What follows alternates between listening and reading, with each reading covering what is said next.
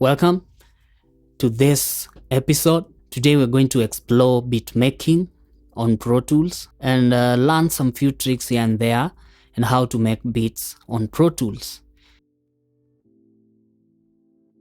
So we'll take the journey from the beginning, that is step 1, all the way to just making something simple and something constructive on Pro Tools. This is the launch window for Pro Tools. You have session and sketch, 2 tabs, but the most important tab that we are concerned with is the session tab. So where you have name, where you name your file. Let's say this is Pro Tools beat making. Say Pro Tools beat making, right? So next you have your storage, where you store your file or where the session will be stored. So I'll just use the default on documents. So we are concerned with this first window over here, where you have session configuration. All right, so session configuration, your file type wav.wav, you have your sample rate, that is 48k, your bit depth 24-bit, and the IO, just what you've been using, or depending on your interface or what you want to achieve at the end of the day. But for us, this is a basic startup, so we are going to stick with the last used and bit depth at 24-bit, and then you have your 48 sampling rate.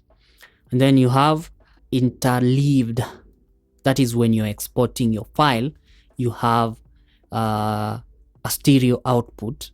Okay, you don't have to export. There's some points where when you export, you have left and right exported independently, but interleaved means 2 tracks exported as one, that is the stereo track. You can go over here, create. I had a session open, so I say save, and then we have our session over here. So this is how Pro Tools looks like, right? So before you start making the beats, you have to get familiar with the interface, or get used or familiarize yourself with the interface, meaning you have to understand what's happening over here. So we have most important key things that you need to understand before you even start making a beat, right? So the first thing you have over here on your far left corner, you have shuffle, spot, sleep, and grid. This one you have to set it on grid because of your quantization. Remember, we're just doing simple beat making, so a 4/4 time signature. So the next thing that you're going to have is this play, stop, record. This is what transports you around Pro Tools. And then you also have this tool. This is your cursor. Okay, you can set it independently, but we don't want our cursor to be independent, like just performing one function. You want your cursor to have all these 3 functions combined. So that's why you click on this to make sure you highlight all that.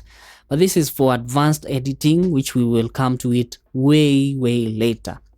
So let's get ourselves around this basic DAW settings and understanding. So you have to understand your play, stop, and record. You have to understand your count of meters. And sometimes you might find that you don't have all this menu. So you have to click on this drop down over here for you to activate what you need. So for example, if I click on the MIDI, something disappears. Quantize, something disappears. Transport, something disappears. All right. So you need them to be active. So I have to activate them, especially quantize, MIDI controls, and your transport. Okay. So this is my quantize window, meaning if I play something offbeat, out of time, I can use Pro Tools to just round off to the nearest value. All right. depending on the beat that I'm in. So quantization is just rounding off to the nearest value depending on the beat that you've set and the grid. Okay, so for basic startup, make sure you're on the 16th note. Click on this note, 16th note, and the grid is set to a 16th note for the quantization. And then you also have your count of timing over here, that is your transport. You make sure it's set to either 1 bar or 2 bars and it's active. When it's off, when you're recording, will not give you a count of or a cue.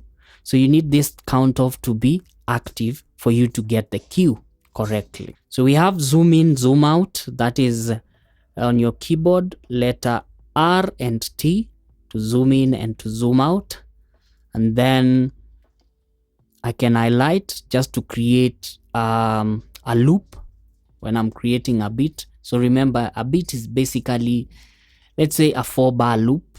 And then after you build that loop, you're good to go. You can now make the arrangement. So let's move to creating the tracks. So track, new, stereo track. You can either decide you want a mono track or a stereo. But for starters, let's do stereo.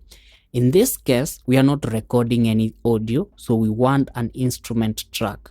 So you click on instrument track and then maybe name this whatever instrument that you want to make. So for example, I can call this piano. Okay, and create. Now we have a track. So this is your track for piano, but it's also a blank track. So you need to do what? You need to load the insert. Our channel has these inserts over here, A to E and Sense. So for the inserts, you click on this drop down and then the multi-channel plugin, and then you go to instrument.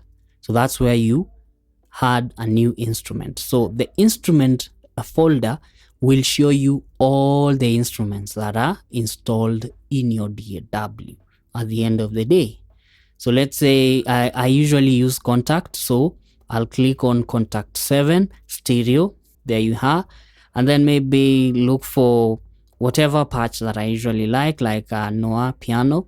Then do basic felt, just a basic piano. And then after you load it up, you have to make sure the channel is armed. So you have to click on that record button. Make sure it's blinking like that. You've loaded your instrument, you have activated the arm, and then you're good to go. Okay, so the sound is there. Now, next stage is you have to understand the kind of music you're creating, the genre and all that. All that will inform your BPM, the tempo. So that's the next thing. So we said on your window, make sure your transport is active. Over here on the corner, transport MIDI are active.